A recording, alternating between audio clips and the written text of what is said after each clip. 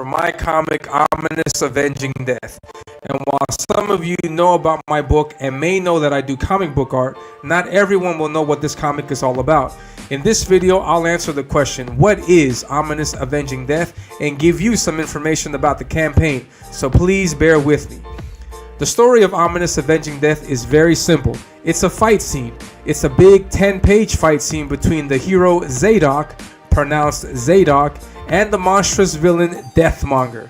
This story takes place in the Graveyard Gorge, and the purpose of the book is to serve as an introduction to the world of Ominus and the artwork that you can expect from me, Elliot Rodriguez. I'm still a few months away from finishing the first graphic novel for Ominus, so I thought that in the meantime I could entertain you fine people with an awesome fight scene similar to what you would see within the pages of an Ominus graphic novel. While the events in the book are not canon to the story of Ominus, I do feel that it's a great way to introduce to you the kind of work I plan to do with this IP. You can think of this book as a Marvel what-if story from back in the day. It's a one-and-done short story. The real story starts with Ominus #1. Now, while the book of Ominus Avenging Death is done, I did decide, however, to redo the writing and the lettering to make it much better. I heard the voices of the many backers with regards to some of the flaws of the book, and I was compelled to make the much needed adjustments and add a few extras, making the book of Ominus Avenging Death a sweet premium collector's item. This book will include lots of extras like concept art, character bios, and an art gallery of some pinups and fan art. There's also going to be a world map where you can see where the events of this book take place. Including the short 10-page story, this book will have a total of 36 pages of content with a possibility of more depending on the campaign's performance. And when it launches, you'll be able to get yourself a copy of the book for just $10. I repeat, $10. Now, if you think that's a great deal for a crowd-funded indie comic, then get a load of this. People who sign up for the book will get an amazing 2 books for the price of 1 deal. I repeat, you'll get 2 books for the price of 1. This is only valid on launch day, however, which is on June 26th. So mark your calendars, people. And that's pretty much it. That's what this comic and the campaign are all about. I hope the artwork you've seen in the video and this incredible sales pitch was enough to get you excited about Ominus Avenging Death. Sign up today. The link is in the description below, and I'll catch you in the next video. Have a great one.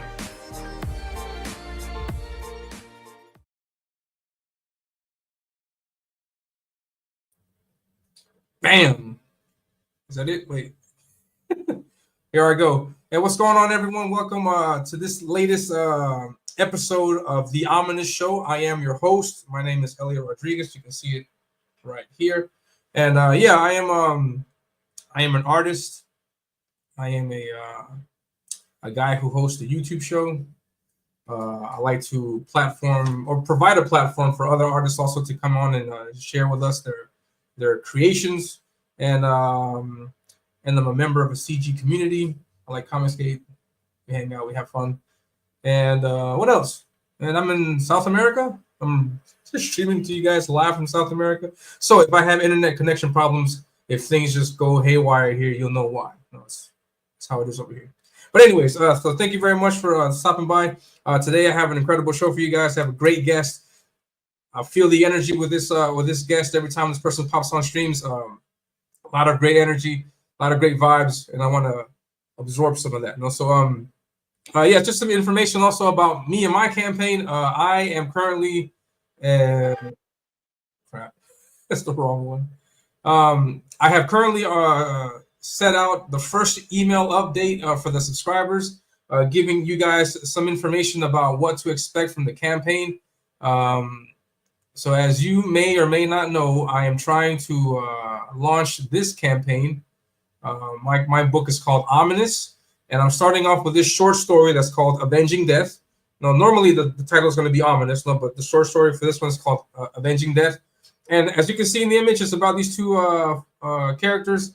And so for the subscribers that I have at the moment, they have received the first email. The campaign launches June 26th, which is a Thursday. And right here on this channel, launching it right here. And so please sign up for it. The link is pinned in the chat. Hopefully my awesome mods could stop throwing out links for their stuff and put out some links for this channel here. I'm kidding. You guys go ahead and use wrenches however you see fit. But yeah, so here is the link to sign up. Please sign up. I have over 100 signups, and I'm excited about it. So I'm getting the assumption that people are interested, and so I'm going to ride that interest wave as much as I can. So please sign up. People that sign up get exclusive deals. What do you get for signing up? You save money. The book that I'm offering is priced at $10. It's 36 pages, and if you sign up, you'll be able to get 2 copies for the price of 1. That means that you save money right here. $10 you don't have to spend. So you get that if you sign up. If you don't sign up, you're gonna miss out. So yeah, just want to let you guys know that before we dive into the stuff with my guest. And I just want to say hi to people in the chat. I got Dennis. What's going on, Dennis? Great to see you, man. I saw some pics with you and Johnny Scab, man. Great stuff, man. I like seeing these meetups, man. Great stuff. My guest is in the chat also. He's everywhere. Marinus, what's going on, man? I don't know what to say about the campaign because Marinus was on the show a week ago, I think, or 2 weeks ago, and we were talking about Gemini Crusaders. And since then, the campaign, I think, hasn't funded, which would be sad news. But Marinus is pushing forward, and I think he's going to launch on another campaign. And I don't know if we have to back again, but I don't know. I think I'll have you back on to talk about that again. I don't know. So I don't know if that's bad news or good news. Who knows? And Paul is here. AGE Comics. Paul is he's the letterer on my comic. So everything is good to go. We're just waiting on Paul. Put the pressure on Paul. But no, Paul's doing great work, and yeah, so it's great to see him. And Amanda B is here. What's going on, Amanda B? Haven't seen you, or we haven't hung out in a long time. It's great to see you. Thank you very much for stopping by in the chat. And thank you always, for throwing out information about CG books and stuff out there. And yeah, so she's saying hello to everybody. Hello, Marinus. And yeah, so that's it. So without any further ado, I want to bring out my guest. This is another one of these. I don't know if it's proper enough to say that. One of these new CGers. I don't know if that's the correct word to say it, because this is the first time I have him on the show. We haven't really talked much, so I don't know much about my guest, except that he has a great show. He's a superstar on it. It's called Comicsgate Commandos, and he's on Ballers. He's promoting his book. The book is called Phenomenon. He's working with top talent like Peter Gilmore. So that says a lot. He's got artwork from Paul Revoche, who provided the thumbnail. So a lot of great stuff. And yeah, so without any further ado, please, everyone, give us a big round of applause for my guest, Mr. Patrick Quinlan. I hope I pronounced that correct. Actually.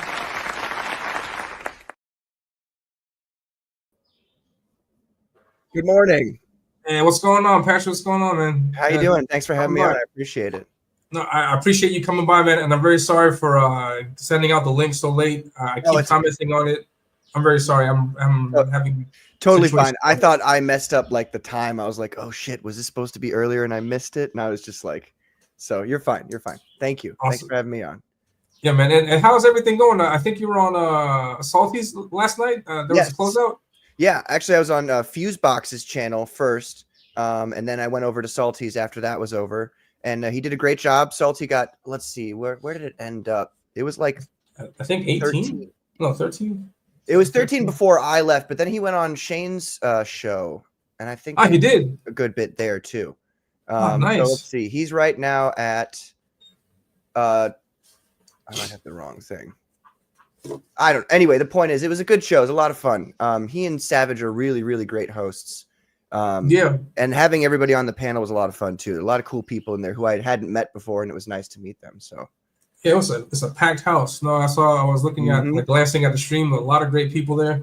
Yeah, Savage and Salty, they've been doing their stuff for a while now, and that's great to see.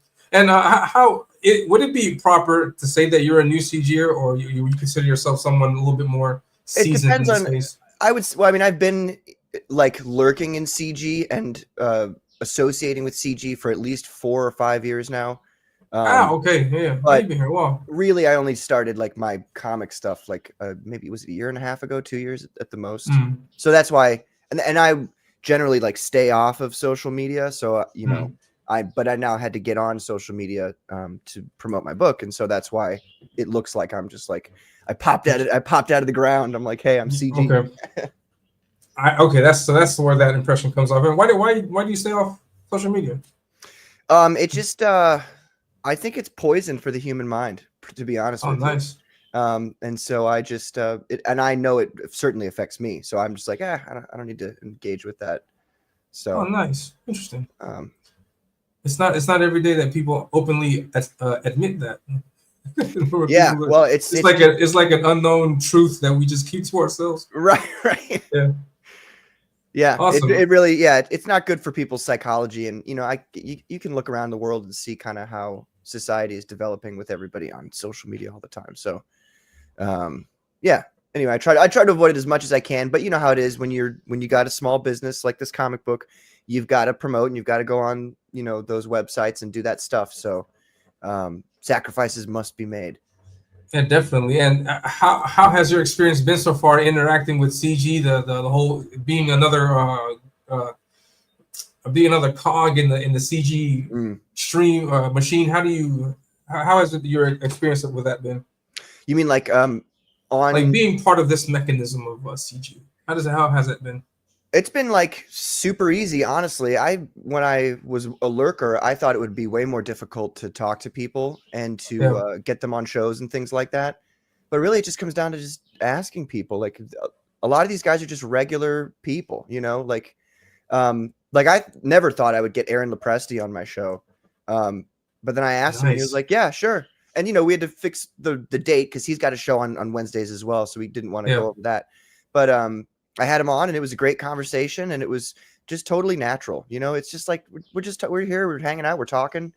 It's not like it's not as high pressure as some people might think it is. So, yeah, that's something that I'm still not used to, because I see like for example, the entertainment, it goes both ways. I'm assuming that the people in the chat, they see me for entertainment reasons, and I don't know why. I don't know how I could consider myself entertaining, but if that's the case, excellent. No, but I do watch, for example, Trash Cast. I watch Kangs, and it is for me entertaining. So I see for me, from my perspective, I'm looking at these YouTube stars. So like that whole idea of mingling, talking with them is like, whoa, wait, they might say no, they might. So I'm still a little working with that. Like the other day, for example, I had Mike Barron on the show. I've had Bosch on the show. And there's some big guests, and so it's always intimidating, you know. Even with your case, Patrick, because I've seen you on Ballers. You've had a great performance there. You were able to carry on the conversation, hold, as they would say, hold your own with people that are accustomed to entertaining, and so it's very admirable seeing that, and so yes, it's great. It's just great to see that. In the end of the day, it's just a matter of asking. Like, hey, you want to come on? And I'm gonna be a little bit more daring with that. I'm gonna see if I can ask someone. I'm gonna see if I can get LaPresti on the show. That would be great because You should. Of Rafe. I'm a big fan of Rafe. Rafe is a great.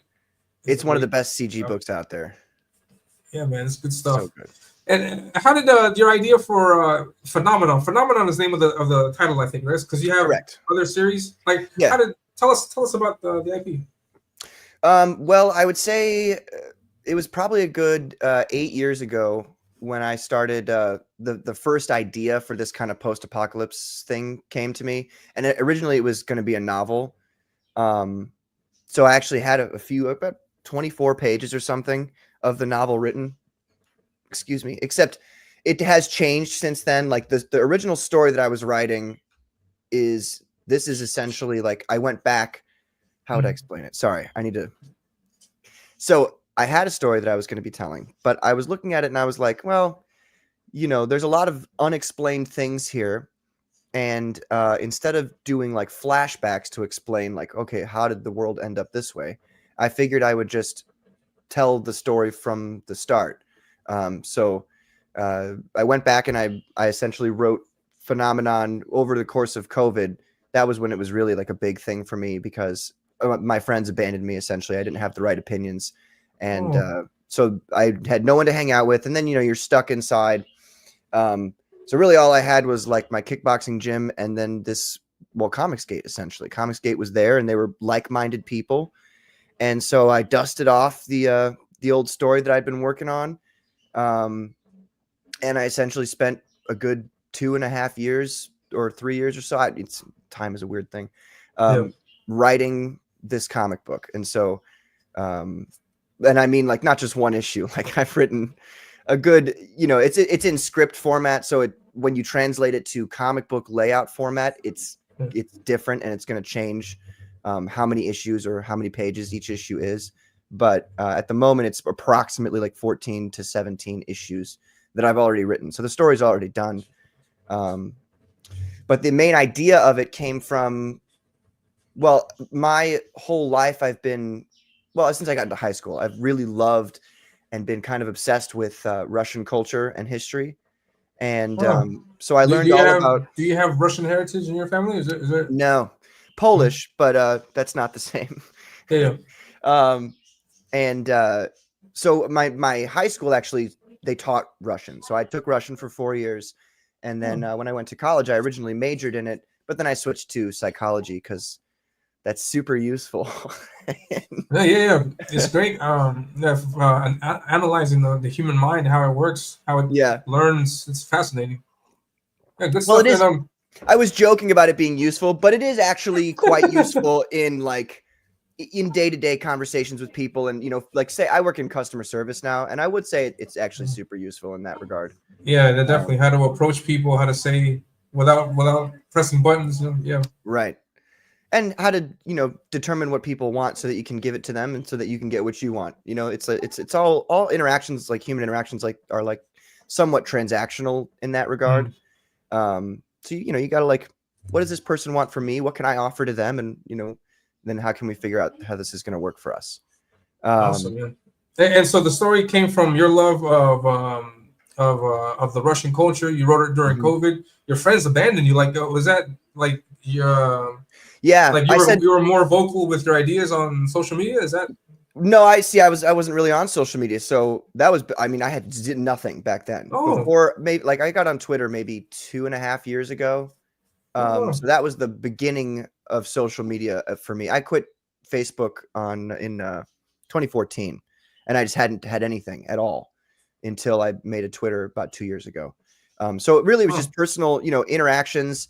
I said I had this crazy, wild conspiracy theory that COVID was made in a lab in China and that the CDC funded it.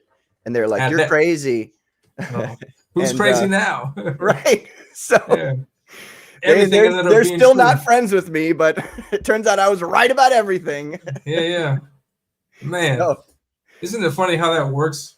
yeah. And it always ends up like that. Like conspiracy after conspiracy just ends up being right. So yeah, crazy stuff, man. All right, so that sucks. Well, at least nothing of value was lost. So and that's you're good. right about that. I mean, when push comes to shove, it's like, are they really your friends if like Yeah. some random person, some random authority that they don't know, that they have no reason to trust, tells them this thing, and instead of like maybe listening to their good friend who they'd known for a decade, they're like, no, I'm just going to listen to this. It's like, well, okay, then we're not really friends, are we? Yeah, exactly. Yeah, So, exactly. That's a true testament to friendship. Those Yeah. difficult, controversial issues, and then how they side on that. So, yeah, and if they reveal themselves, and so when they reveal themselves, you take it for what they are, and then just move on. No, move on about your day. Yeah, awesome stuff, man.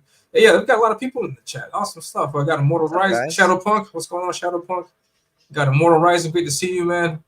We got Michael sending out the links. Yeah, please back the book. Back the book. We have we're like halfway through the funding goal, so make sure you get it. And Patrick is not completely wrong. No, about the conspiracies. No, not at all. And let's see. Elliot likes the drama. I sure do. I guess. What? Wait, how did that come about? Okay. I don't know.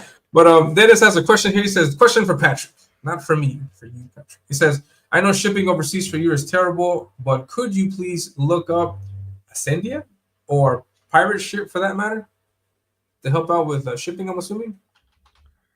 What? I've never heard of these things. I'll have to. I've heard of Pirate Bay. Is that the same as Pirate Ship? I'm not sure if that's for shipping. It's a international cross-border delivery service catering to e-commerce and mail. Well, I'll have to look at this when I'm off the show, Dennis. I will check this out. And let me see. The other one was the Pirate Ship. I'll open those tabs and I'll take a look at that after the show. I will say, if that would mean, really, it's like I don't like doing digital comics. I don't think I'm ever gonna do that.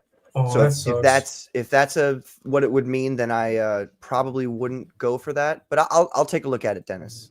I will. I promise. Why no digital comics? Any art form that I engage in, I'm kind of like a purist of it. So like when I was in a band, I played electric guitar and sang, but I didn't want to do music that was predominantly like computer generated. Yeah. It was not what I wanted to do. And furthermore, I wanted it to be such that the recordings that we have for our music, if we were to play it live, it would sound exactly the same. So I'm kind of like it's got to be what it really is kind of thing. And so comic books, in my estimation, are like the whole point is to get the physical book and then to open it up and see those spreads and things like that. And yeah, definitely. Or those cinematic choices.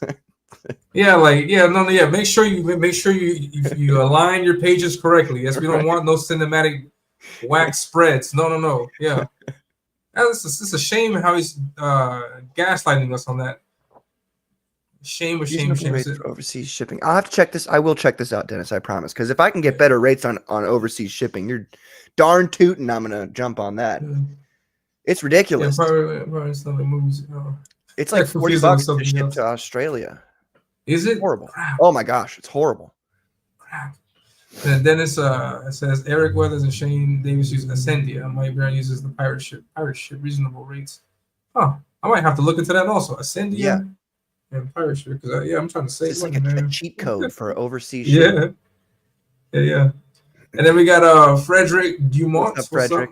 Ninjas, what's going on, man? He shared the links. Thank you very much, man. I appreciate it. Thanks, Frederick. So Phenomenon is started by this influence from Russian culture. If I'm not mistaken, it's an ongoing series. Correct. So, and you've had 12 issues already written out. Yes, 14 technically. Yeah. 14. And is this first arc covered in those 14 issues, or? Yes, I mean everything. The whole story is going to wrap up after 14 issues. There's a story that happens after, but this story of this revolution that's happening in the post-apocalypse Soviet Union is that's all going to wrap up within those issues. Man, that sounds interesting. A post-apocalyptic Soviet Union, the aesthetic for that, great. Yeah, I congratulate you on getting Paul Revoch, because that image, it brings to life everything you just said. Thank you. Post-apocalyptic Russian, yeah, great Well, stuff. Paul is a master of that kind of retrofuturism Yeah, style, and yeah. his artwork is so brilliant. I like the first time I saw his stuff, and then I heard he was in CG. I was like, You I needed him got up. really excited. So, as long as Paul is willing to do covers for me, he's going to continue to do covers for me, because his stuff is just so brilliant, and it really does capture the aesthetic that was in my brain that I was looking for, which is that kind of, the world ended essentially in this universe in the 70s. So there's this retro futurism style of technology and architecture, and obviously we really lean into the Soviet brutalism aesthetic, because they just had a really crazy aesthetic, and I think that lends a lot to, it's not just how do the characters look and what action scenes you have on there, but it's the environment that you're in too. It's like the city of Moscow is its own character. Yeah, it's great when that happens in stories, like when you can also visualize these places to be as important as the events that happen there. Yeah, great stuff, man. And is this how you originally envisioned everything, or is this something that happened as the work progressed? No. This is how it was always in my mind. Nice. It's always been this. Go ahead. I'm sorry. Has your vision changed that much since you started writing 8 years ago? Like what you had Phenomenon back then versus what it is now, has it changed much? I would say no. Nice. Sweet. Only ever so slightly, but we're not even going to see any changes that I made from what I originally wrote. We wouldn't even see till this story's over. But for this story, no, it's always been the same thing in my mind since the beginning. That's awesome. And yeah, I agree with Michael. Michael says great aesthetic. Thank you. Yeah, and how do you go about designing your characters? Did you do the designs yourself, or is this something I did? you Yeah. So essentially, like, what I did was, and it's funny because a lot of people say my characters look like G.I. Joe characters, and I never even intended it. I never engaged in G.I. Joe my whole life. Like, I had no, and then after people said that, I started looking at G.I. Joe characters, and I was like, oh wow, those guys look sick. But essentially, I just wanted to. I would say it just depends on the faction that is involved. So for the Soviet super soldiers, those two, for instance, and then Diamond, who he's up further. For them, it was kind of, if I'm being honest, it was kind of like a Fantastic Four type thing. It's somewhere between Marvel superhero suits and Metal Gear Solid tactical chic, I guess is the best way I could phrase it. I love the way that characters are designed in Metal Gear games. They're so cool, and it's it's got that realism aspect to it. But then I wanted to bring in, the colorful, iconic aspect of, superhero suits. So that's where we landed for the Soviets. And then for the Lanterns, who are the terrorist guys, if you scroll up, I think it'll be a good picture of them. Keep going. Those guys. So for them, essentially, it was just like a combination of tactical kind of gear stuff, and then that the same aspect of, I need to make it colorful. Each character's got to have their own silhouette, and they need to look interesting. You can't just have a bland, random bunch of guys who are trying to overthrow the government. They got to look interesting. And so for them, I decided that I was going to kind of do like a Halloween theme. So they all have some sort of like horror or Halloween themed costume that goes into it. Nice. Yeah, I'm digging the mask, and the designs look great. Yeah. Thank you. I can see also why people would say that it resembles G.I. Joe, but I think your idea is perfect. Get that aesthetic, add a little bit of color to it. I think it looks great. I dig it. And you did the same procedure with monsters. Or do you give creative freedoms, liberties to the artists that work on? Yeah, Claudio's so good at doing monsters. He kind of comes more from a horror side of things. So I just let him, like, I'll just say, hey, draw a rat monster, and he'll knock it out of the ballpark. So nice. yeah, That's awesome. Whenever I can let the artist just do his thing, I do. I am really, I would say, very OCD about my character's design. So I'm like, that's not right. Fix that kind of thing. But whenever they have an opportunity to just, when I'm like, okay, there's room for them to just use their artistic interpretation, I let them do that as much as I can. Yeah, definitely. Yeah, and in many time, or in some cases, like it changes, like in your original idea for the better. In some cases, or no. Most of the time, it's for the better, I would say. Yeah, because for example, my experience, like for my book, like what it looks like now is not what I had thought at all. Not exactly what I had thought at the beginning, but I saw like the color choices that the colorist did, and some of it I liked, and yeah, let's go with it. Let's run with it because it looks good, and everybody adds their own flavor to the mix, and so yeah, I think it works out great when you have those creative freedoms, working together like that. Yeah, good stuff, man. And I'm not too familiar with Claudio. I don't think we've seen much of his work around. How did you find him? How did you get into contact with him? Well, it was just on like a website. I just saw his art and I was like, this guy's really good. Originally, he just did two, like actually there's three. There is a picture of Blue Rose that I've never shown anybody that he did way back in the day. Way back in the day, I say it was like 2.5 years ago. Originally, I had a different artist, Tomas Kavash. He did issue 1. And Claudio, I had doing like t-shirt pictures for me. Like he did a couple t-shirt designs for me. And then he also did one other character design. And I was just trying to, sometimes I like to hire people and see like what their work would look like with my character designs. And so originally it wasn't, I don't know what it was. Honestly, I didn't, he gave me really great work. Obviously I used them for the t-shirts. But I was working with Tomas, and then eventually it just got to a point where it wasn't working out with Tomas, and I was like looking for new artists, and I asked him if he could essentially work according to the schedule I'm trying to work with, and he said, all right, we can do this, we can get this done in this time frame, and I said, well, cool, let's. Originally, it was I hired him to do Phenomenal Tales. So that I could have him working on Phenomenal Tales while Tomas was working on Phenomenon, and I could kind of stagger my campaigns like one after the other. And then he did such a great job that I was like, well, you're the guy now.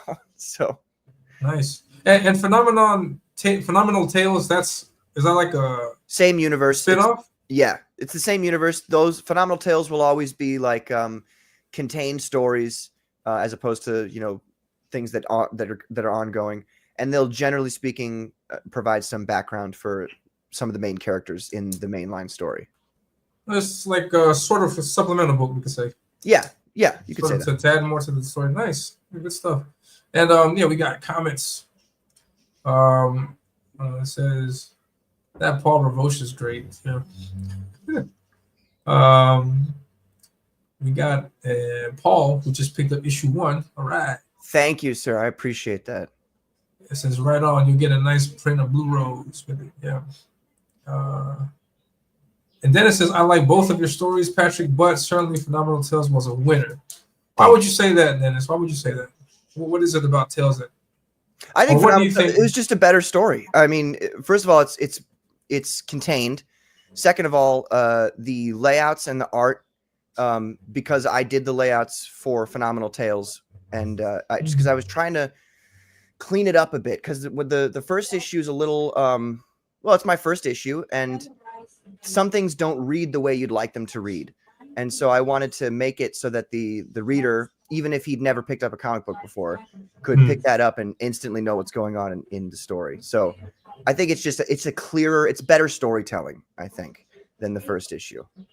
And then this Phenomenon number 2 is better storytelling than Phenomenal Tales. So I'm trying to level up, Yeah, definitely. By the way, 666. Oh, we got to change that. What do you mean? Somebody donate $1 to FMC so it's not 2666. Please. No way. Let me refresh. It's a 2648. Oh gosh, no. Somebody back now, please. Yeah. I got Dr. Ben, and he says, why didn't you send my copy of your comics? I paid for them, but you refused to the order. Why? So Dr. Ben got his refund. Luke Stone confirmed that for me, so that's why he didn't get those comics. I also don't really want him to know my address because I don't trust him. So that's really all. Let me put it like this, Elliot. He's kind of trolling me here. He doesn't really like me, and okay. So he does a lot of low effort trolls of me, and he should just move on with his life and be happy with his work. So nice. Have you not? Or I think it would be recommended to get like a PO box. I think some people do that also, so they're not give away their. That is true. Stuff. That might be a possibility. Yeah. So you're doing the scripture into you're into this is your second issue. You're going into the third issue, and then everything's good. And then aside from this, you also have your show, Comicsgate Commandos. Well, tell us about your show.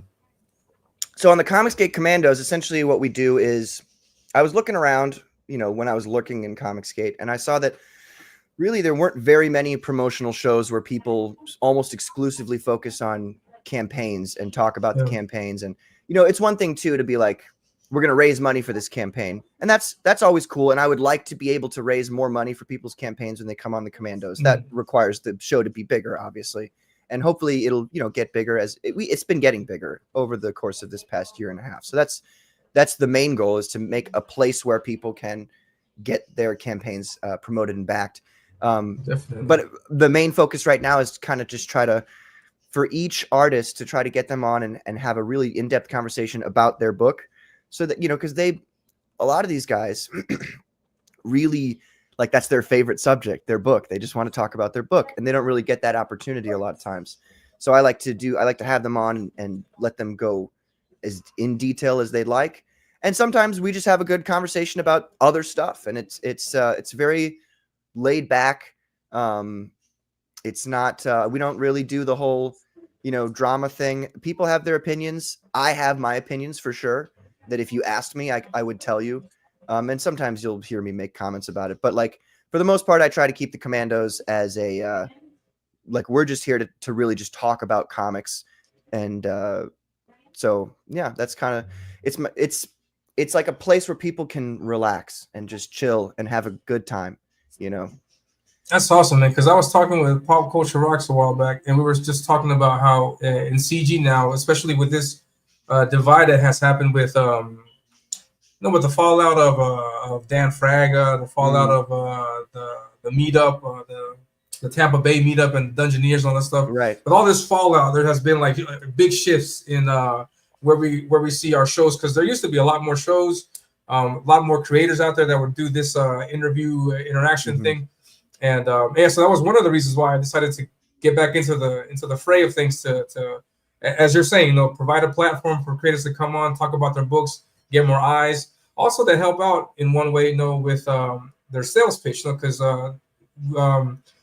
we've heard complaints, from well-funded complaints in some cases, from the Kings, that there's people that show up on the show and they just radio silence. And so I think one way to help with that is to have more people, get into it more, because I think with more practice, it's just bound to get better. And well, that was what I mentioned earlier. That was surprising with you, because you did really well. And yeah, so the show is doing great.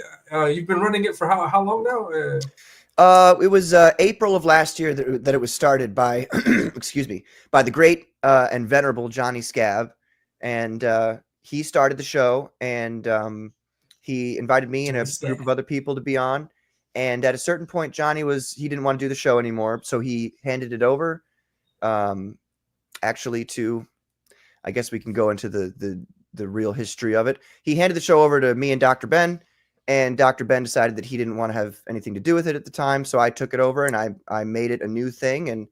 And essentially it was a little bit different when Johnny ran it. So when I took it over, I naturally it would change to fit, my style of doing things. So I made it more like a promotional show, and just trying to get, like you said, get people on so they can have because we're just regular dudes, we're just hanging out, we're having a beer, having a good time. And so it's nice to be able to have people on who, like you said, instead of being thrust into a situation where they're like, what's my pitch for my book? They can just hang with us and talk about their book, and it develops the pitch while we're there. So that was kind of what I wanted to do with the show, and that's what it has become. So awesome. Yeah. And you have a show tonight also at 8:30. That's right. Tonight we don't have a special guest. We usually have special guests. I try to get a special guest every single week.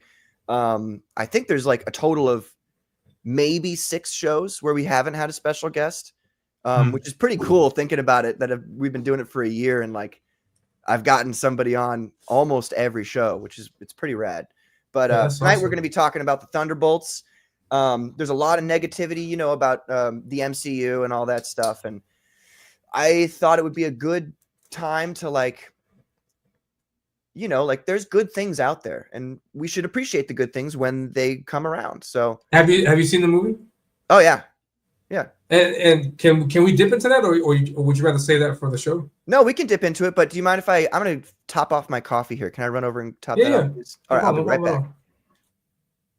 And then it says reviewing Thunderbolts and new comics we got in the mail. Dr. Ben is insisting, why are you always lying? Why do I keep lying? Why you always lying? And it says, MCU, Star Wars, I agree. Star Wars is dead. MCU, yeah, it's on the dying end of it, but there are a few things that I can't speak because I haven't seen. For example, I hear great things about Daredevil, but I haven't gotten a chance to see that yet. I haven't gotten a chance to get into it, but I heard that it's great. Yeah, I was just commenting, Patrick, Dr. Ben's insisting. Says, why are you always lying? And then MCU, Star Wars is dead. I agree. Yeah, I didn't know Dr. Ben to be so hostile, man. He would come in he's been in the chat before, so he's always been a really nice person. But yeah, I guess he's got some feelings and emotions. So I don't know if you want to let it out here, or I don't know, but just relax. I guess I would say relax. No, Star Wars is dead. I agree. Star Wars is dead. MCU, I mean, I'm on your side because I also believe that there's this constant negativity that we've seen from Yellow Flash, we've seen from all these zeros that the comments, these YouTubers that have nothing but negative things to say. I mean, it's too much. It's enough. Not everything is necessarily bad. I saw Thunderbolts, and I personally liked it. I'm not expecting I'm not I don't go to a movie theater and I expect to see everything that I read on the page on the screen. I think that's just something impossible to happen. For example, my brother says he doesn't like Venom because Venom in that third movie, he never fought these monsters. He fought this other guy, and because he didn't fight this other guy, the movie's total trash. I don't get that specific into it. I see it for what it's worth as a movie, and so a lot of things that I liked. I liked Thunderbolts. I thought it was pretty good. I like that they mess with this, that they start talking about this mental problem that people can have, the mental awareness, I guess you could say, And, And what was your opinion about the movie? What did you think?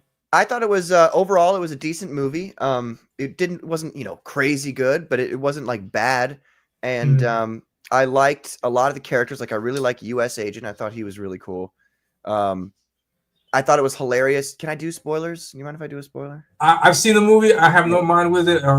Just a forewarning for the people in the chat. We're going to talk about spoilers. Please, just mute it for a second. The fact that they offed Taskmaster right away, I thought that was hilarious. Because she was such a hated version of the character. I think they purposely were like, all right, we're just gonna have her get killed in the very beginning. Oops. Oh, sorry, Dennis. That was really funny. I thought it was a decent movie. It worked well. What's her name? Julia Louis-Dreyfus. Is that how you pronounce her name? She was great. I thought she was awesome. She's very she's just got that charisma that you're just okay. The anti-Nick Fury. Yeah, I liked it. Yes, exactly. She was great. I think all the actors were actually super good. I wasn't a big fan of Florence Pugh's Yelena Belova from the Black Widow movie, but she did a much better job in this movie, and her character had a very distinct arc that made all the things not all the things, but most of the things that I disliked about her performance the first time around, it kind of changed those. So now she's a different character and she doesn't act like that. And that was nice. There's like a human aspect to her that we didn't really get to see in that Black Widow movie, and I like that they tapped into that and they went in on it. And my favorite also was the Red Guardian. I love that guy. Yes. He was way cooler in this movie than he was in the Black Widow movie. Yeah. They let him loose. I like that. Yeah, good stuff, man. Yeah, awesome. It's a fun movie. If people get the chance to watch it, go watch it. I mean, it's a fun movie. And by the way, I would say if you want movies like that where it's fun and they don't really do the whole political thing, you've got to support the ones that don't. So like, go support Thunderbolts because it was really good, and it'd be nice to see those guys return. Honestly. Yeah, I wouldn't mind a new one. Wait, but that would be what? The next movie would be New Avengers? Or would it be Thunderbolts 2? I don't know how that works. I don't know. Yeah, I think the New Avengers thing was just a gimmick to get people in seats. Because all those characters are more Thunderbolt-y characters anyway. They're not on the same... And they were kind of talking about that near the end of the movie, that they're not really on the same level as Avengers. But we'll see. That is true. They're not. They're unless you add Sentry. Is that spoiling it also? That's not spoiling. No, that's not spoiling. By the way, that was pretty cool too. That the final fight in the movie wasn't them facing off against generic CGI bullshit. Excuse my language. Sorry.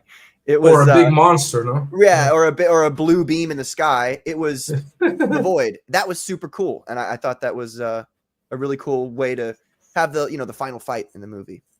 Yeah. If you like Sebastian Stan, if you like Winter Soldier, you're gonna like this movie. He's got that one scene when he meets. Really good stuff. Really good stuff. He's got that one scene in there. I really enjoyed it.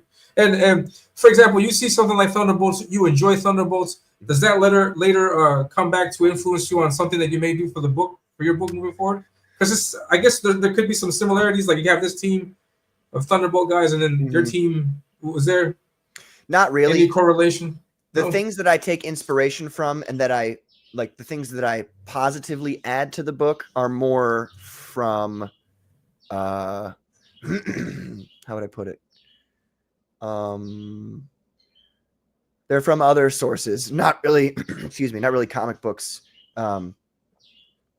No, I'll take like problems that occur in movies or comics. I'll look at those and I'll go, okay, I don't want to make that mistake, and I'll fix things so I don't make that same mistake. But my comic is more inspired by other things. I can't talk about it because it's spoilery. You go into messing with it. And what inspirations or influences does Phenomenon have? Like, where do you get the influences from? Certainly, a lot of it's from the Metro series of video games, Metro 2033, Metro Last Light, and Metro Exodus. Beautiful games. The books, I mean, I've read the books. I've got them right over there. The books are amazing. I would say Metro 2033, the book, is probably the biggest inspiration for the way I wrote this story, because you play the video game and it's a survival horror action video game, guns and shooting and all that. And the book is similar, but the book's more philosophical in nature.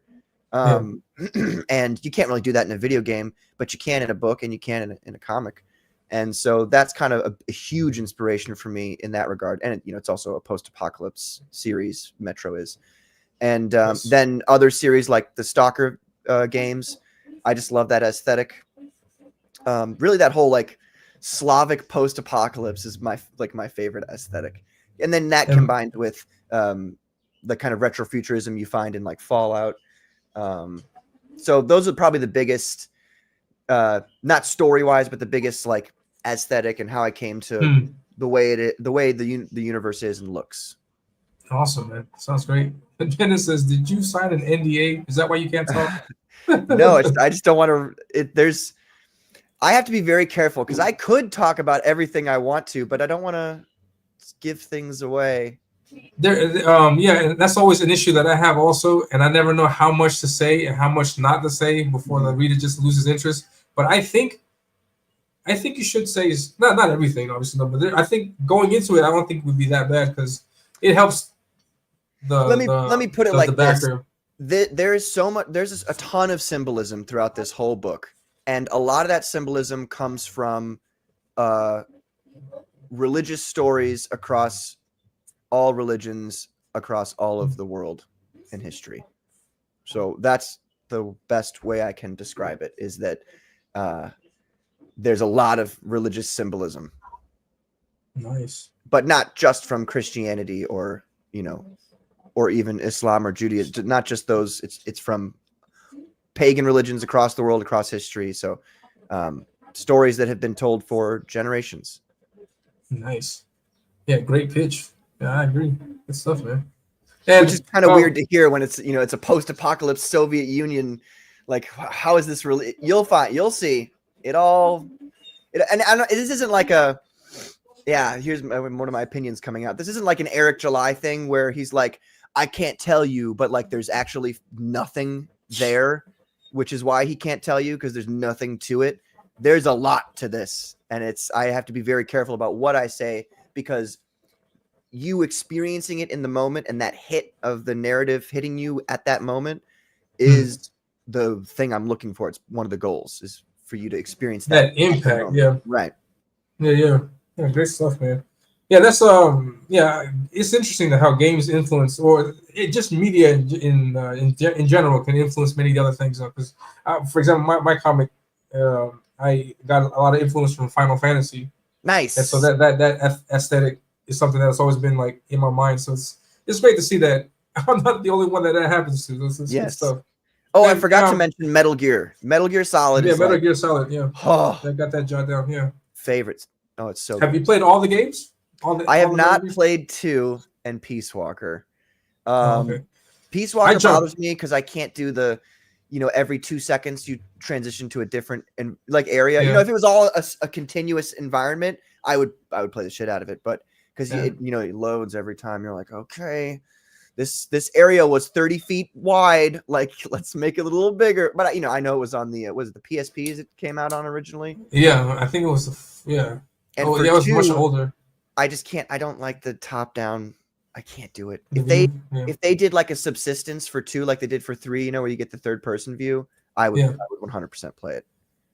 I jumped on with Metal Gear Solid 3. Great game. The Snake Eater, massive great game. And they're remastering it. Well, no, it's a remake. Yeah. It's going to be exactly the same game, but it's going to be gorgeous and beautiful. Yeah, it's going to come out in September.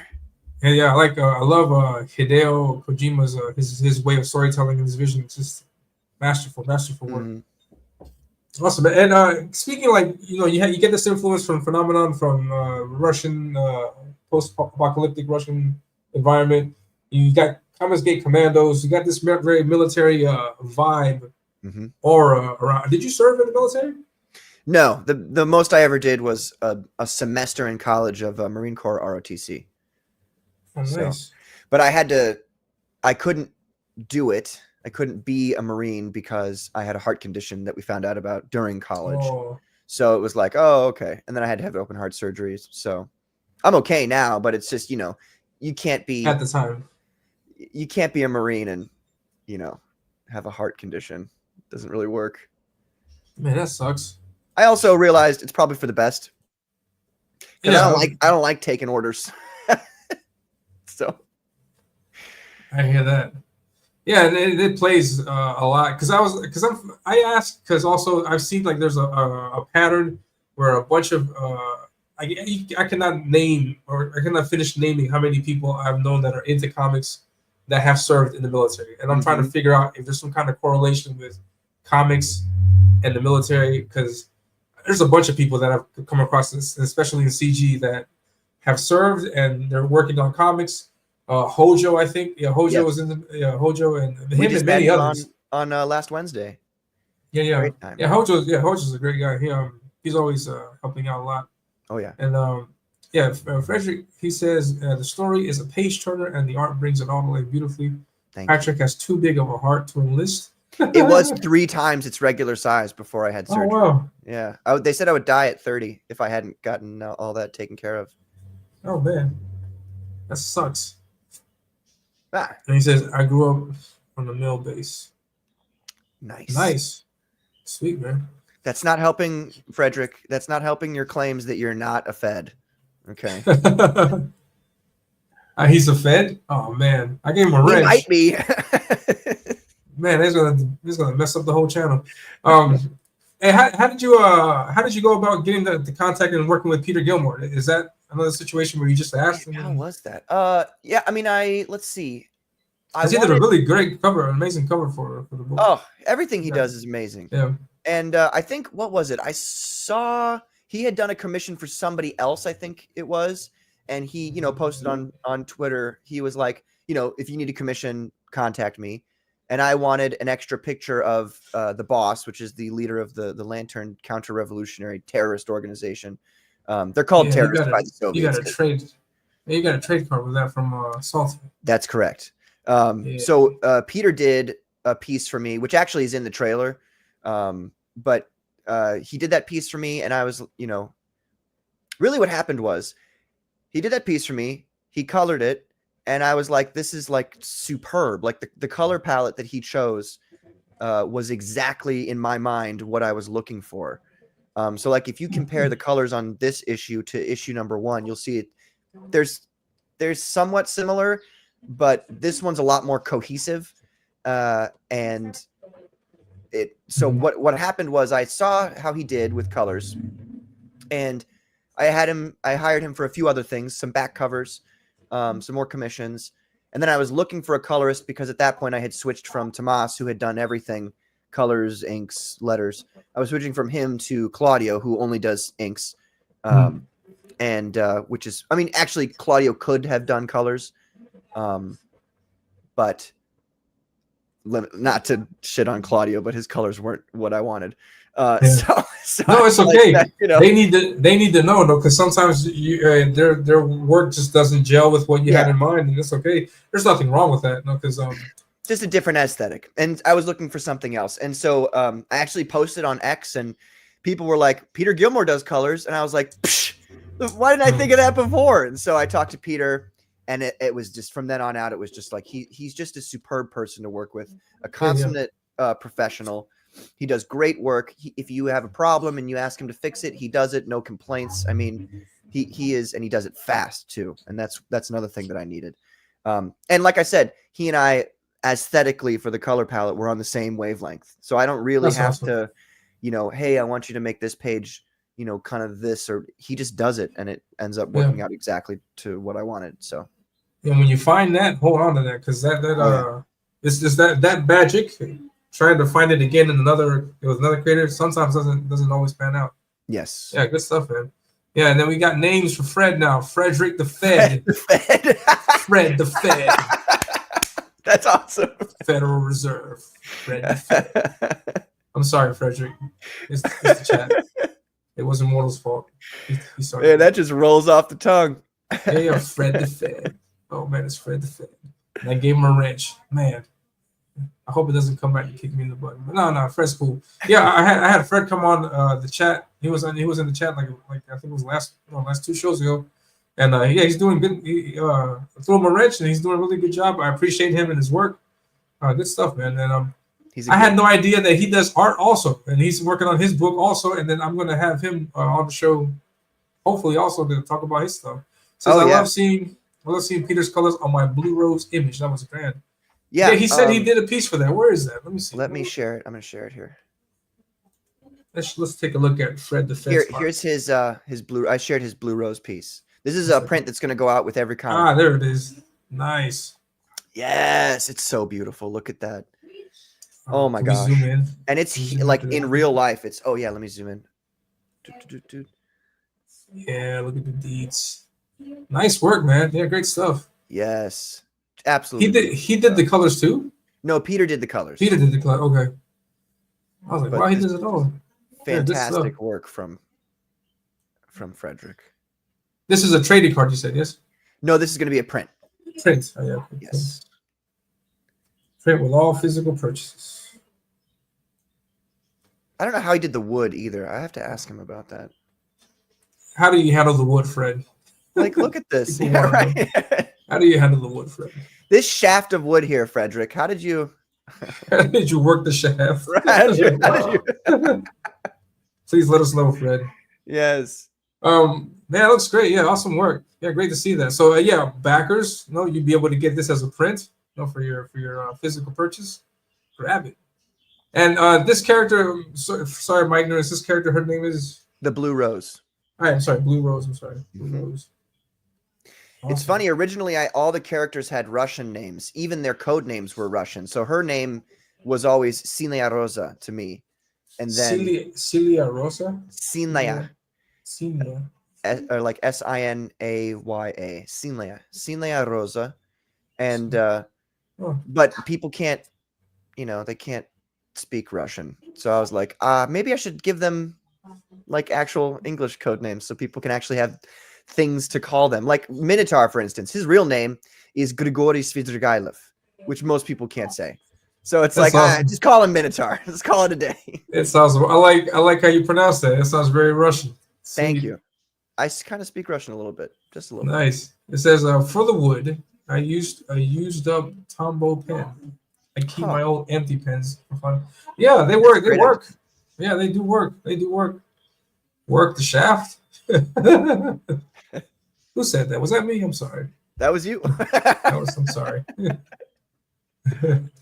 Yeah, good stuff, man. Yeah, so I think going with easy to pronounce names, I think is always the best route to take, because some of these I see some fantasy books that have these names that are just completely unpronounceable, and it's just, I'm not going to bother. Let's just continue with the story. But yeah, creating these memorable names, good. I think it's a good idea. I think it's a safe bet. Awesome. And then you also got artwork from Vasilis Lolos. Yes. Here, let me bring that up too. Hold on. Yeah. I'll close that out because we can really zoom in on the. Is he still offering that steal of, like, I'm not going to put the price up, but he offered a steal on X for artwork, and I'm seriously considering like getting in on that because he does really good work. He really does. I don't know. I would ask him. That was a few weeks ago, so I'm not sure.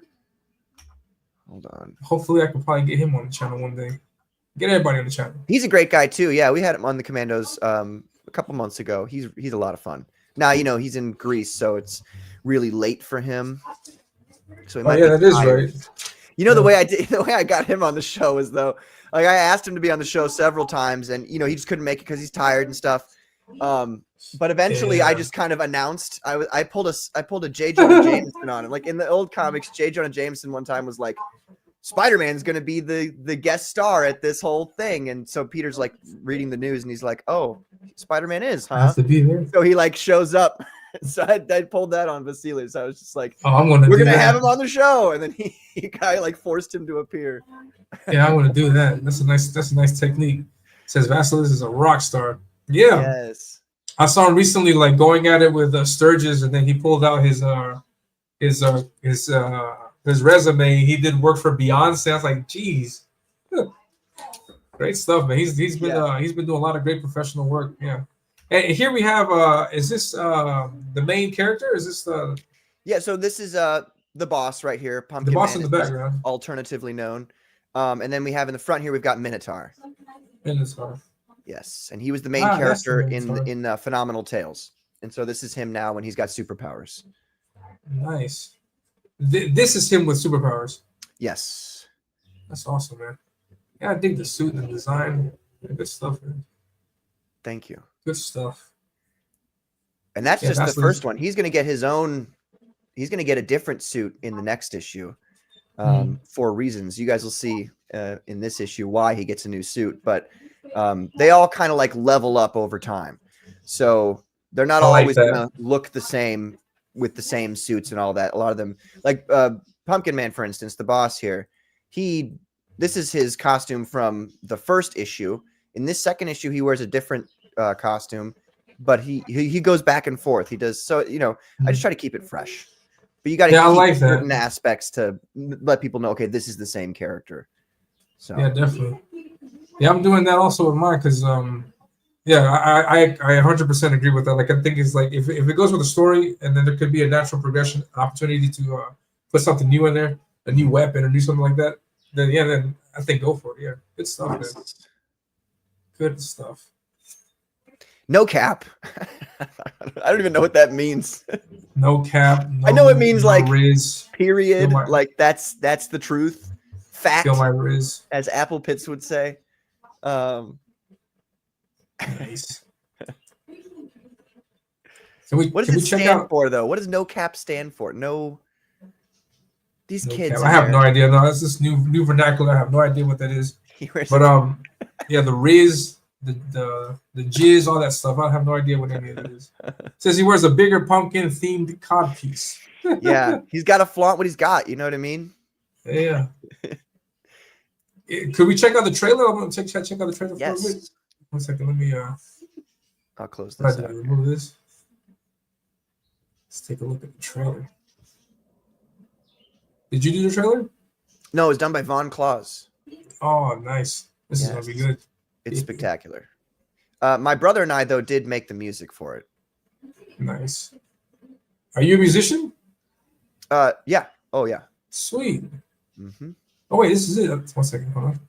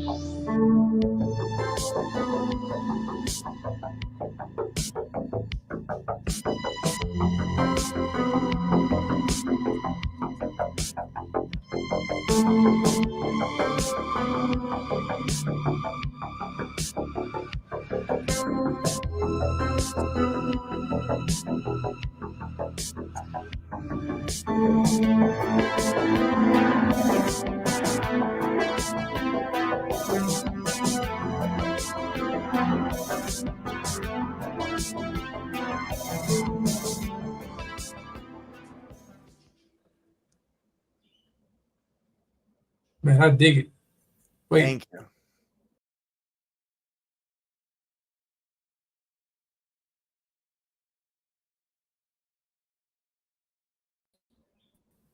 Yeah, well, I did take myself off. Rookies. Yeah, so yeah, great video. You do music also? Yes. Although what I mostly do is like either just acoustic stuff or more heavy rock. And your brother does the same. He does more like synthwave, electronic kind of stuff. He's more of a synthesizer guy, and I'm more of a electric guitar guy. Nice. Yes, I heard that blend in the video. Yeah, great stuff. Good stuff, man. Yeah, Vaughn, he does amazing videos. Great video. Great stuff, he really does. If anybody's looking for somebody to do trailers, I would talk to Vaughn. He's fantastic. Yeah, he's done hit after hit after hit. I haven't seen a disappointing video from him yet. Mm-hmm. Just wait till he tackles mine, and then he'll do the bad one. No, I'm just kidding. I'm just kidding. But yeah. So then Immortal Rising is he's schooling us on this. He says to cap is to lie, no cap is no lie. No cap. He says back in my day, to cap means to insult someone. Yeah, definitely. Thank you. All right, so you mentioned that you had like a hectic week coming this week. Like what shows do you have planned for apart from this Tuesday that people should be aware of? Well, at this point now, this is the second to last show. So yesterday was the 2 days, or I was on Ben Fusebox's show, and then also Salty's closeout. And then today I'm obviously here with you, and tonight it'll be the Comicsgate Commandos. I was thinking B.A. Turner actually wanted to have me on Thursday, but I'm gonna be very tired after these couple days, so I think he's gonna have me on next Thursday before the closeout of Phenomenon. So it'd be a great time. I owe him, because the last time I was on his show was it that same night of closeout? No, it was I think it was a Thursday night again. And we talked for like 15 minutes. And then I got called to be on Comicsgate Live on Ethan Van Sciver's channel. So I had to leave BA And I felt so bad because it was like, oh man, I like B. He's a great guy, and I like having conversations with him. And so I want to go back on his show and have an actual full conversation with him. So also you ditched him for EVS. What's that? You ditched him for EVS. Yeah, that's right. I felt no so worries. I would have done the it. same. I would have done the same. Peace out, BA. I'm just kidding. See ya. But because it is tempting because one big platform, yeah. Well, I mean, he told me to do it too, but you know how it is. It's like you don't want people to think you don't appreciate them and appreciate the fact that they were willing to have you on their show, and you know what I mean. And I like him; he's a nice guy, and I like talking to him. So BA is great. Anyway, I'm excited to go back on and have a real conversation with him. Yeah, definitely, he's a great guy. That's right. Sorry, Aaron. Yeah, that's right.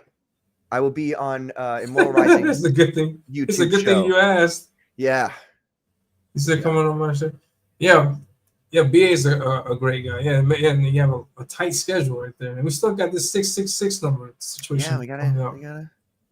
And quick question: what has been more difficult for you in this whole procedure, writing or promoting? What would you say? Promotion, hands down. Writing is easy. Writing is fun. Yeah. Promotion is more difficult. Yeah, definitely. I'm just now going into this whole promoting thing because I've been writing and drawing, doing everything. And promoting is a beast. This is so difficult.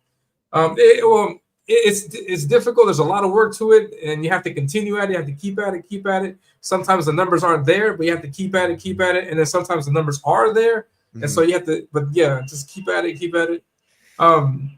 So in these next 11 days, apart from Aaron's Immortal Rising, apart from him, are there any other shows? Are you looking to do more shows to finish out your? Yeah, I mean, I'm looking to do as many as I can, with my work schedule that I can hop on. And I'm happen to be off today, so that's good. That's why we're hanging out right now. Most of the time, I work till 6 o'clock every day. So as many people as would like to have me on, I would love to be on their shows for the next 10, 11 days here. Yeah, man. Thank you for stopping by. Also, I really appreciate it. Yeah, I appreciate you having me, man. Be able to hang out. And is there a closeout stream planned? Yeah, it'll be Saturday night, the 24th, right? Yeah, the 24th. May 24th. The campaign actually closes out 1 p.m. the following Sunday, but that's kind of just for, I don't know why I did that. Clerical reasons. I just did it. So, yeah. No, I think Saturday is a great day because I think it'll be more open for people to stop by, and then that's also usually where you get another big chunk of supporters and backers. So hopefully you can get that. After the campaign funds, are you going to leave it like the storefront or is No. The way I do it is the John Malin method, as I call it. The Malin method. Yeah. Everybody knows about it. It's a thing. Everybody. So once it's done, that's it. That's it. If you're ever going to get that comic again, it's going to be probably double price. So Phenomenon 1 went from $20 an issue to $30. Phenomenal Tales 1 went from 10 to 20. So that's what'll happen. If you want that comic, you got to get it now. Otherwise, you're going to have to pay out the nose through it next time. Yeah, and that's a great way to keep value in your books. No $5 sales. Exactly, and that's part of the that's another part of the purity of the comic art form. I think that it's if you have a million copies of something and they are not valued, then asking people for a certain amount of money is ridiculous. If it's not going to be, I'm asking people to essentially take a risk on this nobody that nobody's ever heard of. And sure, it's, $10 or $15 for the comic, which is a little bit less than what a lot of other people offer. But if you've never heard of somebody and you don't know if they're going to deliver, I mean, I have delivered 2 campaigns now. I've fulfilled 2 campaigns, lickety split. But if you don't know that, then it's hard to take a risk on somebody. So what I try to do is make it worth people's while. Nice. And what has been your biggest challenge with fulfillment? Has that been streaming like a smooth process, or have you had hiccups? I would say my first campaign was pretty smooth because I only sold 47 comics. So that was not so bad. The second campaign, there were I don't even know. I'd have to add the numbers up of how many comics I sold, but backer number wise, or books that I shipped out, it had to have been somewhere in the 170, 100, and that whole, because it was such a different and such a bigger animal than the previous campaign, it was a little.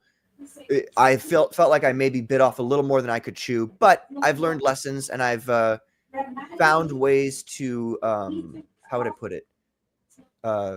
Maximize my time. So instead of like, you know, for like the first 20 comics that I was shipping out in the second campaign, Phenomenal Tales, I did every step of the process for one comic at one time. So, you know, okay, this guy's got, he wants cover, he needs A and B. Okay, so I've got A and B, the comics in front of me. You got to put them in the sleeve with the, you know, the board in the bag. And then you've got to put it in the Gemini mailer, and then you've got to, you know, you put the print, you got that with it, and then you got to print the shipping thing off and all that stuff. Actually, originally I would go to the post office, excuse me, and have them ship off or print off the shipping labels. That pissed people off. Let me tell you, I came in with 20 comics and like had this old lady printing off 20 of these, and these people behind me are like, "What is this guy doing?" So I bought a printer, and so now I do things separately. So like even just like folding the Gemini mailers so that they're ready to put a comic book in. Yeah. I'll just spend a night just folding Gemini mailers, and I'll have hundreds of them stacked.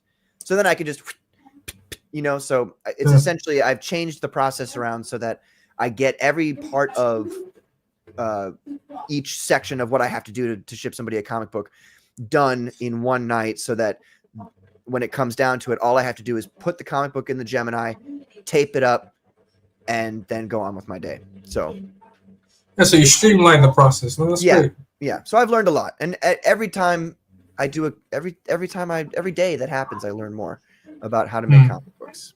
So nice, awesome stuff, man. Yeah, and then we got Dr. Ben going back at it. Well, you guys can get into later. This is contact Luke. Luke will set you straight. No, you don't understand, Elliot. This thing that he's complaining about right now it was resolved like months ago, and he's just trying to. Yeah, I gotta like. I mean, if he's complaining about the tip, then he should go talk to Luke about it. No, I don't think that really corresponds to what you're doing. No? So yeah. So I don't know. I don't know what that situation is, but I mean, they should talk it up with people who can give him solutions to his problem. You know? But good stuff, man. Thank you. All right, so so your biggest challenge with fulfillment, okay, good. Your closing streams, you're doing fulfillment yourself. You're not considering ever like doing that with anybody else. I don't have the money for that, man. I barely have enough money to make this comic. This is my whole life. Like, this is what I do now. You know, I don't go on vacations. I don't. Nice. I don't really buy things for myself. I just make this comic, which is kind of for myself. But anyway. Would you say, this might be like a silly question, but would you say it's been worth it? Oh yeah, 100%. Right, there's nothing like having actual produced work. Saying I'm gonna do this, I'm gonna make this piece of art, and then actually doing it and actually having it there. For me to be able to like go or to be able to say to people 3 years ago, I'm making a comic book, and back then it was just talk. You know what I mean? Oh, I'm writing this comic book, and I spent 2 years writing it, and I'm sure people were sick of hearing me. Oh, you're writing this comic book? Sure. The people who are like, oh, I'm writing a screenplay. It's like, okay, brother, sure you are. But then when it's actually completed and done, and it's in people's hands, and it's a real thing now, I'm a comic book writer now. Like it or not. So it's so cool. And now, are you writing everything to fit that? Or are you still working with your novel scripts, or are you not just mentalizing everything is comic book from now on? No, yeah, it's just gonna be comic books from now on. Nice. I prefer the art form anyway. So yeah, definitely. That's awesome, man. And what would you say would be your writer influences? Like, who are some of your top writers that you? That's a great question. Fyodor Dostoevsky is my favorite writer of all time. Yeah, nice. I've read. What's your favorite book from his?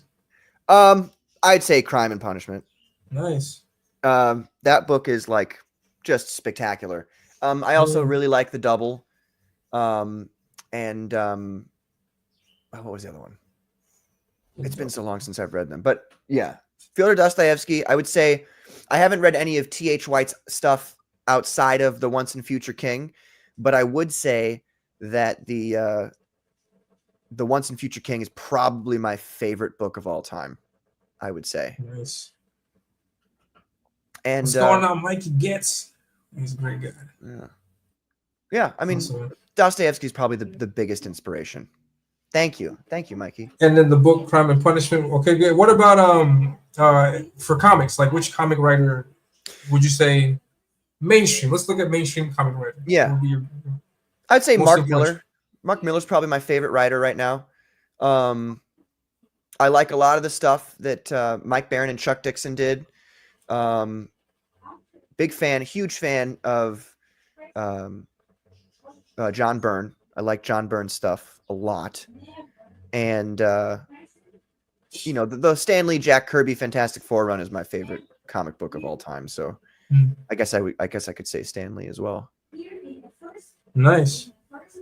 And now, thinking about CG, are there any writers in CG that have impressed you with their writing prowess?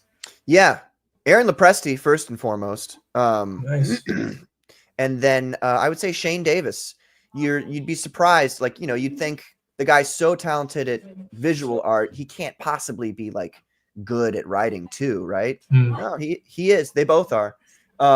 As for selectively writers, I think Von Claus and Hojo are probably my two favorite. They're like top of the heap there. And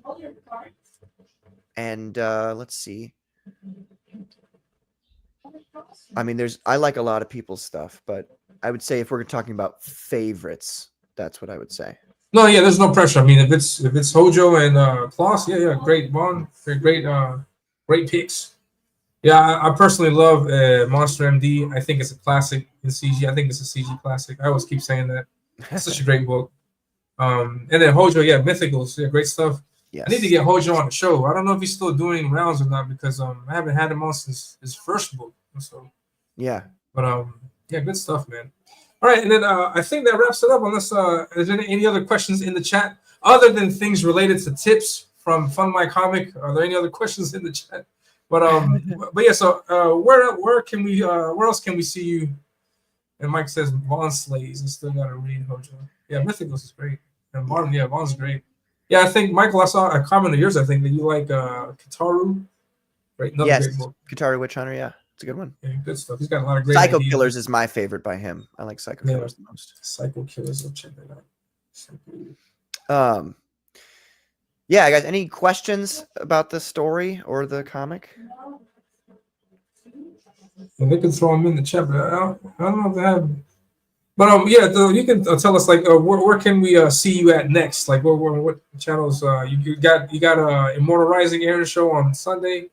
No wait, on this weekend. Yeah, this Sunday. And then where else can we catch you at? Well, we'll be doing the Commandos tonight, 8:30 p.m. EST on my channel PQ Vox VOX here on YouTube. And if you want to follow me on Twitter, it's PQ Comics with an X at the end. And how big does Minotaur get? I'm not going to answer that question, Frederick. Why not? He's been trying to get me to tell him. I'm not going to tell you. Why not? I'm not going to tell you. He's 7 feet tall right now. About 7 feet tall. I think it's referred to like this cover right here because it's a big. Well, guy. that's a different character on the cover okay. Right there. But nice. Frederick. Yeah, this is fed stuff. He's always fetting stuff. Yeah, Mikey says go on Katie's again sometime, Patrick. You were fun on there. Yeah. Katie's I love streaming Katie. Now. She's like, is she streaming right now? No. Sorry, I confused. Today is Wednesday. She got struck. So she's not going to be streaming for the rest of the week, as far as I'm aware. Katie's awesome. She's kind of like a big sister. We give each other trouble, and it's very enjoyable and fun. So anytime I have the chance to go on Katie's, I like to hop on there. Yeah, I would like to do that also. As soon as I get a chance, because hopefully she can go back to her Monday show. Yeah. But yeah, good stuff, man. Katie got struck. Yeah, meth man. Yeah, boy, yeah. So yeah, Yep. that sucks, man. I hate when people do that. And then they want to say that they hold the truth, but then they want to strike channels and then stop you from commenting and censoring. That's a bunch of nonsense. Bunch of nonsense. But yeah, so that'll be all for today, guys. We're gonna. I have another show tomorrow. I had planned to have Pete Samedi on tomorrow, but he's going through something, and we're rescheduling for next week. So I'll have him on next week. And oh yeah, actually, speaking of that, I wanted to ask you, Patrick, one last question. What is your opinion about this printer thing that Samedi's doing? I don't know if you're aware, but he's launching a campaign on FundMyComic where he's going to do in-house printing of newsprint comics. Is that something that you would like to venture with?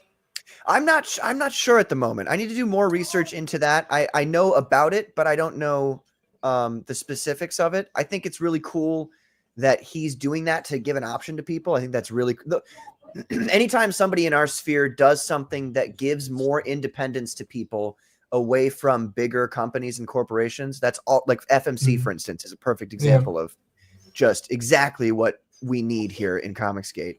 And that also is a great example of something for me to utilize it. Excuse me. I don't know yet. I got to look into it more. Yeah. I'll have him on next week, and I'll look into all the details with that. But what I've seen so far, and it looks very promising. And I've said it before, and I wouldn't trust anybody else with a project like this because Pete knows quality. He does.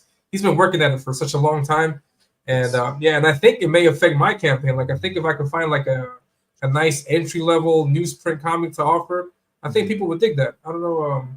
People might say that. No, well, then imagine just how the price point you could sell it at if the printing was so cheap. I mean, geez, that changes the game because then you can have the average random person on the street. Hey, how about this comic for $3? $3, sure.